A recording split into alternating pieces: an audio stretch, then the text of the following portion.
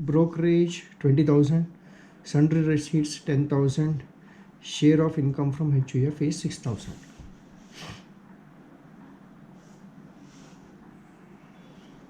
And now the additional information is given like this.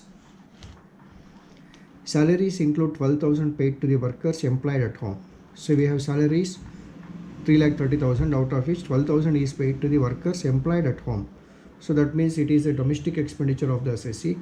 So it becomes a personal expenditure which is to be deducted, which should be added back because it is not a business income. So we have to add it to the net profit here. And then we have depreciation of 6,000 being unabsorbed depreciation of earlier years not recorded. So this is a depreciation which is unabsorbed, that means not debited in the previous years. Now it becomes eligible for deduction.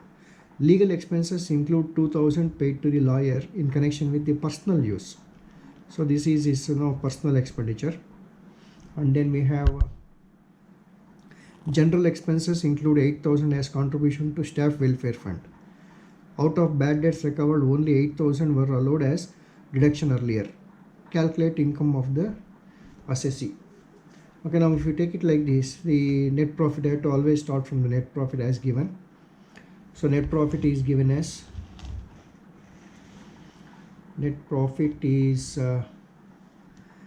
say 88,000. So it is kept in the outer column. Add inadmissible expenses debited to P&L account. So we have to consider one by one now.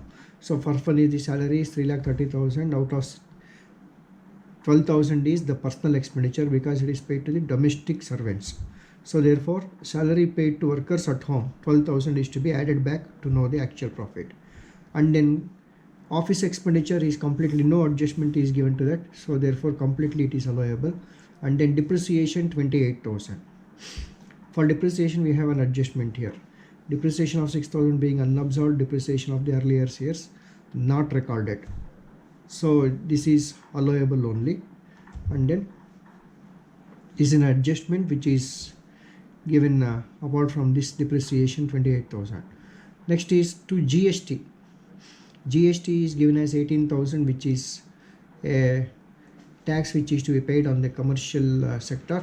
So therefore this is allowable. Then legal expenses is given as 16,000, and for legal expenses also there is an adjustment, that is 2,000 being paid to lawyer in connection with the personal use, personal case. So therefore it is added here.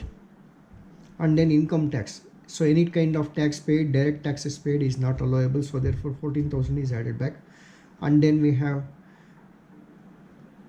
purchase of patent rights. So purchase of patent rights is 48,000, and 24,000 is taken as an expenditure on the acquisition of patent rights. See, usually any expenses incurred on the capital investments or acquisition of assets will be added to the capital investment only. This expenditure is to add to the capital expenditure, and this is 48, half of 48,000, which is being the cost of patent. But anyway, this 24,000 is not a revenue expenditure because it is an expenditure on the capital assets. So therefore this 24,000 is added back here. And then donation. Say any kind of donation or charities is not allowable, but repairs is completely allowable. So therefore donation is added back here. And then provision for bad debts is given as 6,000. Any provision is to be added back.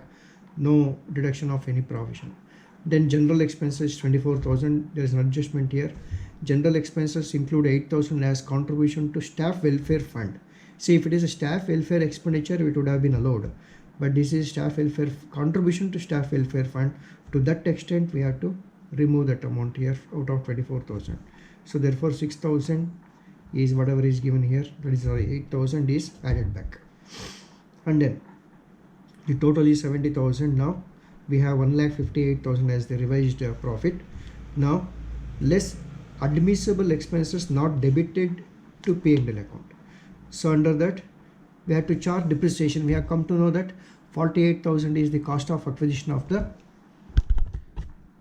48,000 is the cost of acquisition. It is the cost of acquisition of patents here. So on this 48,000 we have to calculate depreciation.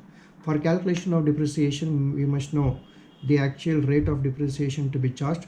Say for the patent, there is any kind of intellectual properties, 25% is the rate of depreciation.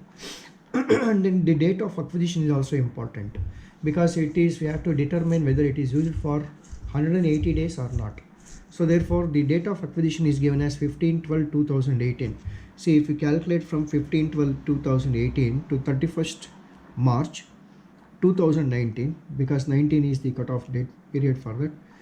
So here it is less than 6 months, because it comes to around 3.5 months. So this is less than 180 days. So in case of less than 180 days, we have to take only half of the actual percentage of the depreciation to be charged. So likewise, coming here, admissible expenses not debited to P&L account is depreciation on patent rights.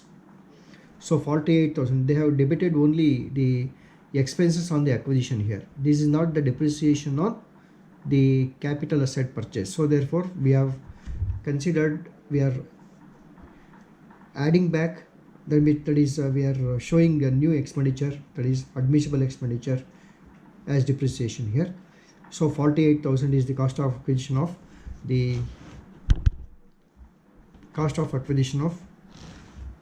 the asset here, and the rate of actual depreciation is 25% on that. Because it is used for less than 180 days, we have taken half of it. So like that, this becomes a 6,000. 6,000 is the new additional expenditure. We are deducting it from the revised profit here. And then as it is given, depreciation of 6,000 being unabsorbed depreciation of the earlier years. So 6,000 is taken because it is an eligible amount of deduction. And then we have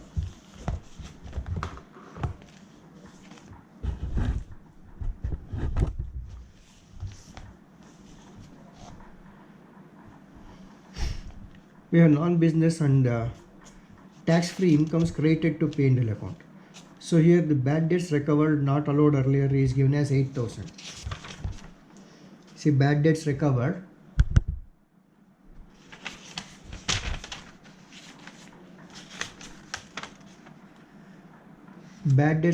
is given as, see here, bad debts recovered is 20,000, and out of this 20,000, the adjustment says that as per the adjustment given here,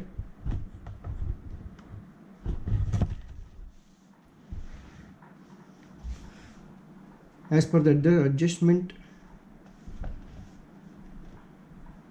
out of bad debts recovered, only 8,000 were allowed as deduction earlier. See, actually what is to be treated here is any bad debts which is allowed in the previous years, now recovered, is taxable. But any bad debts which is not shown as a deduction but recovered now is tax free. So therefore now this 8,000 is taxable, the remaining is taxable. So therefore the total bad debts recovered is 20,000. Now, so therefore what is to be deducted here is 12,000. That is 20,000 is here, the 20,000 is the total bad debts recovered, out of which 8,000 is taxable. So therefore only 8,000 is left there, and the remaining 12,000 is deducted as tax-free income. And then dividend is given. See here, the dividends are given as, the dividends is 6,000 here. So therefore now dividend is tax-free. So we already know that, say, dividend tax is paid by the company itself who distribute the dividends. So therefore in the hands of the assessee, the dividend is tax-free. So therefore it is deducted as tax-free income. And then rent from house property, 18,000. So when you look back here, so the rent from house property is 18,000 here. And why we have deducted rent from house property is because this comes under the different head under income from house property. It is not a business income. So therefore as a non-business income, it is deducted here. And then share of income from HUF, it is also the same. So this is also a non-taxable income.